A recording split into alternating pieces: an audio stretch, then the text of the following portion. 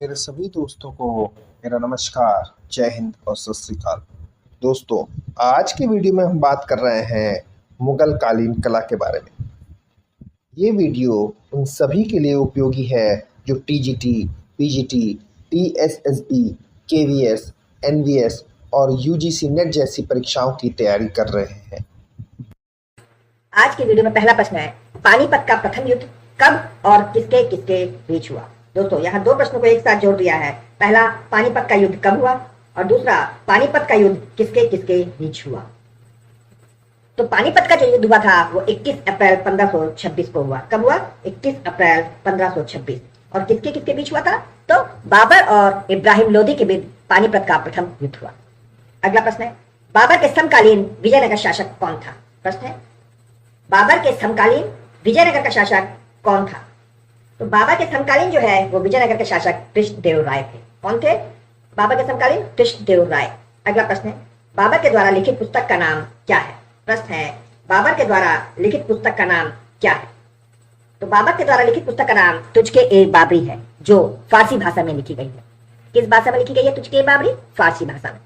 अगला प्रश्न है, बाबर के पिता का क्या नाम था। प्रश्न है, बाबर के पिता का क्या नाम था। तो बाबर के पिता का नाम था उमर शेख मिर्जा। क्या नाम था? उमर शेख मिर्जा। अगला प्रश्न है, बाबर की माता का क्या नाम था। तो बाबर की माता का नाम कुतलुगा निगार खान था। अगला प्रश्न है, तुलुगमा पद्धति क्या है। क्या प्रश्न है? तुलुगमा पद्धति क्या है। तो तुलुगमा जो पद्धति है वो सैनिक की एक विशेष टुकड़ी होती है। क्या होती है? सेना की एक विशेष टुकड़ी। अगला प्रश्न है, किस युद्ध में हुमायूं दिल्ली छोड़कर भाग गया था। प्रश्न है, किस युद्ध के बाद हुमायूं दिल्ली छोड़कर भाग गया था। तो हुमायूं जो है वो कन्नौज के युद्ध के बाद दिल्ली छोड़ गया था। किस युद्ध के बाद? कन्नौज के युद्ध के बाद। अगला है, किस मुगल बादशाह की मृत सीढ़ियों से गिरकर हुई। प्रश्न है, किस मुगल बादशाह की मृत सीढ़ियों से गिरकर हुई। तो हुमायूं की मृत जो है वो सीढ़ियों से गिरकर हुई थी। अगला है, शेर शाह सूरी ने कौन सी उपाधि धारण की थी। प्रश्न है, शेर शाह सूरी ने कौन सी उपाधि धारण की थी। तो शेर शाह सूरी ने हजरत ए आला की उपाधि धारण की थी। किससे? हजरत ए आला की उपाधि शेर शाह सूरी ने धारण की थी। अगला प्रश्न है, अकबर का राज्याभिषेक कहां पर हुआ था। प्रश्न है, अकबर का राज्याभिषेक कहां पर हुआ था। तो अकबर का राज्याभिषेक कलानौर में हुआ था। कहां हुआ था? कलानौर। अगला है, अकबर द्वारा इबादत खाने का निर्माण कहां कराया गया। प्रश्न है, अकबर द्वारा इबादत खाने का निर्माण कहां कराया गया। तो अकबर ने जो इबादत खाना बनाया था वो फतेहपुर सीकरी में बनाया था। कहां बनाया था? फतेहपुर सीकरी में अकबर ने इबादत खाने का निर्माण कराया। अगला प्रश्न है, अकबर द्वारा प्रचलित मनसबदारों के अधीन घुड़सवारों की संख्या क्या कहलाती थी। प्रश्न है, अकबर द्वारा प्रचलित मनसबदारों के अधीन घुड़सवारों की संख्या सवार कहलाती थी। क्या कहते थे? सवार। अगला है, किसके काल में हिंदू मनसबदारों की संख्या सबसे अधिक थी।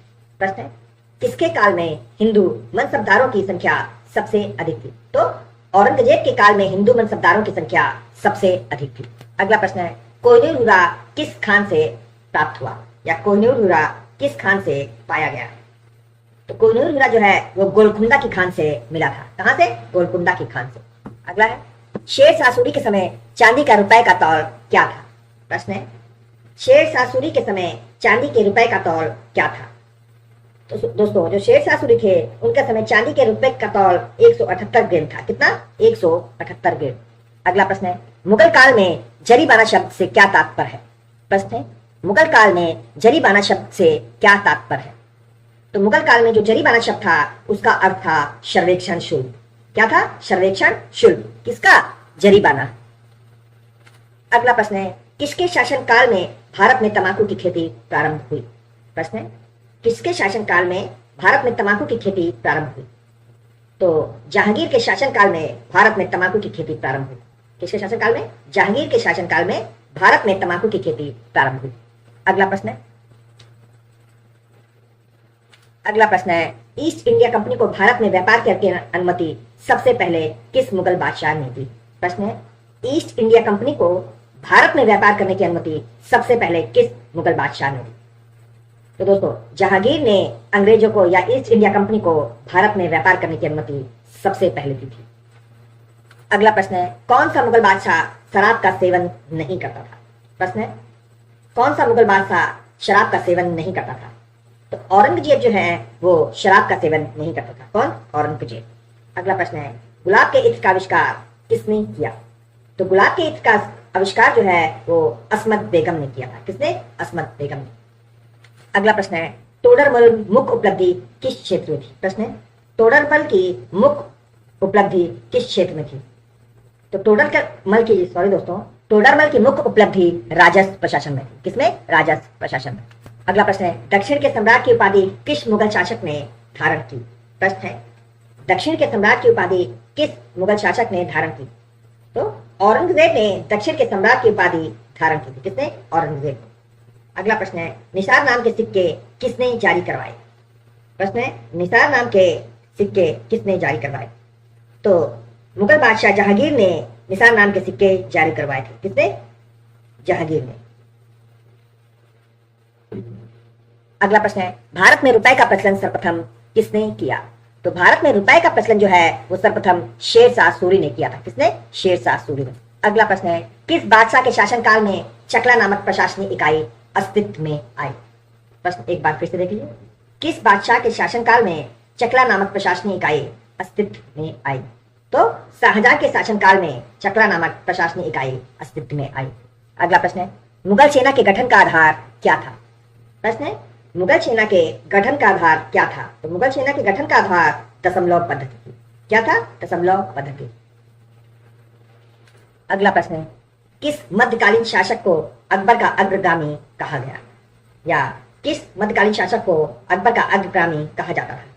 तो शेरशाह सूरी को अकबर का अग्रगामी कहा गया। किसे? शेरशाह सूरी को। अगला है, औरंगजेब द्वारा संकलित इस्लामी कानूनों का संग्रह क्या कहलाता है?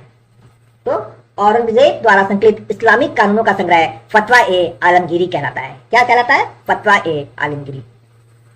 अगला प्रश्न है, मुगल काल में मंत्रिपरिषद को क्या कहा जाता था? प्रश्न है, मुगल काल में मंत्रिपरिषद को विजारत कहा जाता था।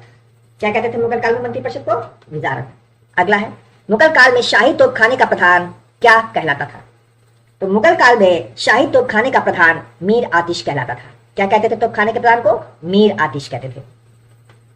अगला प्रश्न है, प्रथम मुगल नरेश था जिसने बादशाह की पदवी धारण की? प्रश्न है, प्रथम मुगल नरेश कौन था जिसने बादशाह की पदवी धारण की? तो बाबर ने बादशाह की पदवी धारण की। अगला है, मुगल काल में संशप क्या था? तो मुगल काल में जो संशप था वो सोने का सिक्का था। क्या था? सोने के सिक्के को संशप कहा जाता था। अगला प्रश्न है, मुगल काल में भू राजस्व पद्धति के अंतर्गत लंक बटाई थी?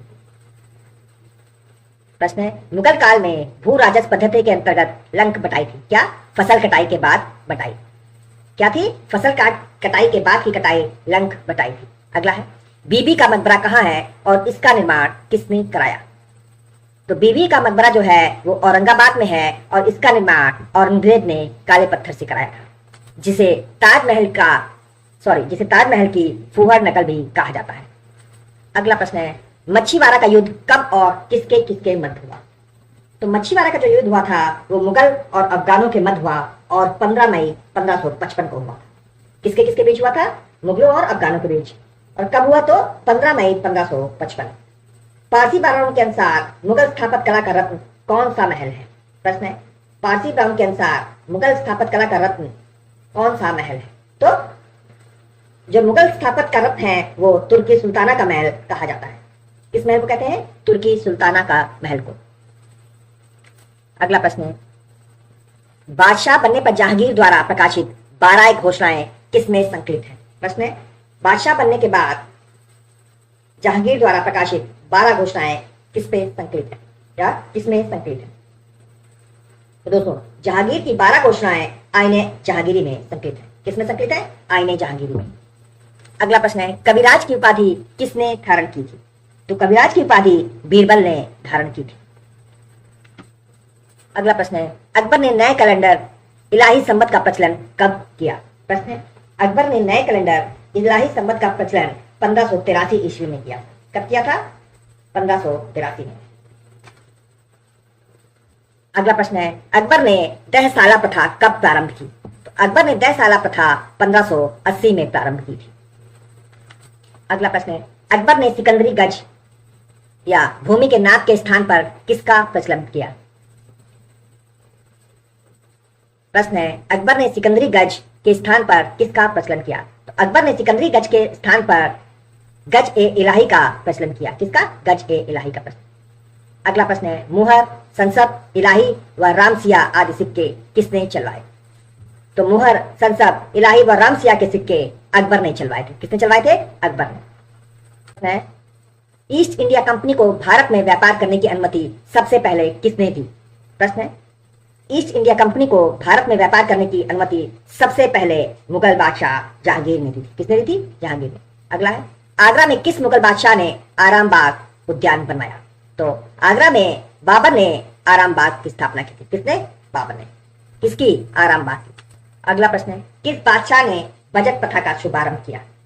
तो अकबर ने बजट प्रथा का शुभ आरंभ किया था। अगला प्रश्न है तख्ते ताऊ या मयूर सिंहासन का निर्माण किसने कराया?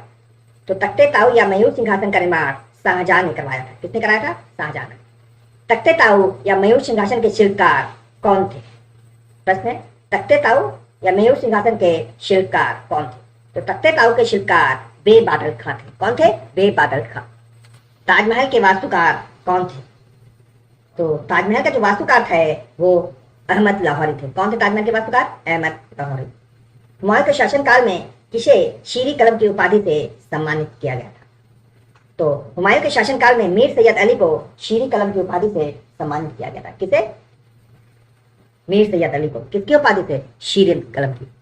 किस चित्रकार ने मुगल काल में आत्महत्या कर ली थी? प्रश्न है किस चित्रकार ने मुगल काल में आत्महत्या कर ली थी? तो दासवंत ने मुगल काल में आत्महत्या कर ली थी। किसने? दासवंत। अगला प्रश्न है प्रसिद्ध संगीत तानसेन के गुरु कौन थे? प्रश्न है प्रसिद्ध संगीत तानसेन के गुरु हरिदास थे। तानसेन के गुरु कौन थे? तो हरिदास थे।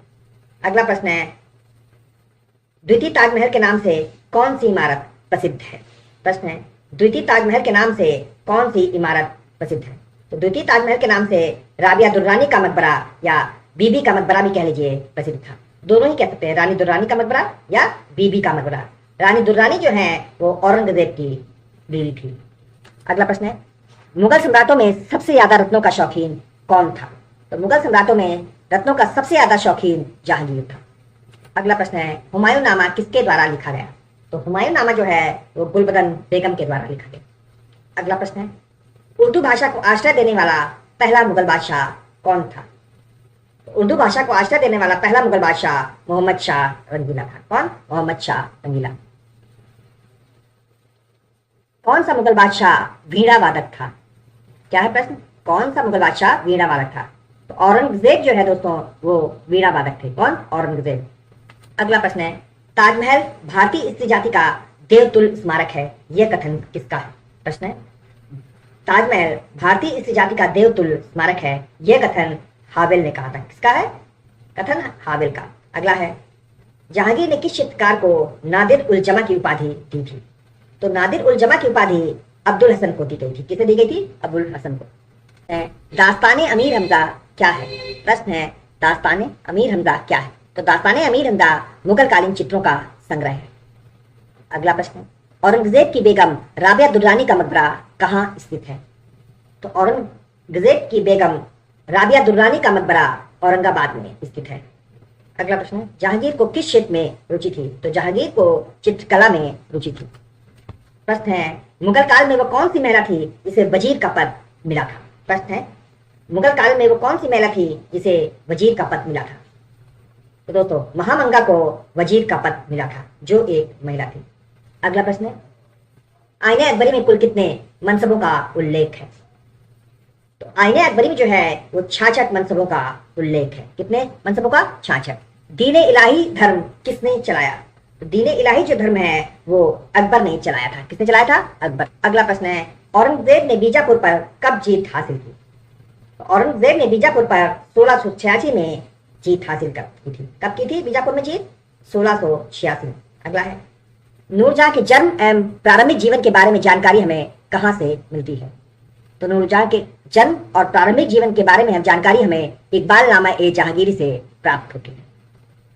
अगला प्रश्न है पहली बार रक्षाबंधन का त्योहार जहांगीर ने 1612 में मनाया था। पहली बार रक्षाबंधन का त्योहार किसने मनाया? तो जहांगीर ने मनाया था 1612 ईस्वी में। अगला प्रश्न है मुगल काल में मुशर्रफी अधिकारी का क्या तात्पर्य होता था? तो मुगल काल में मुशरिफ अधिकारी का तात्पर्य था राज की आय व्यय का लेखा जोखा रखना। क्या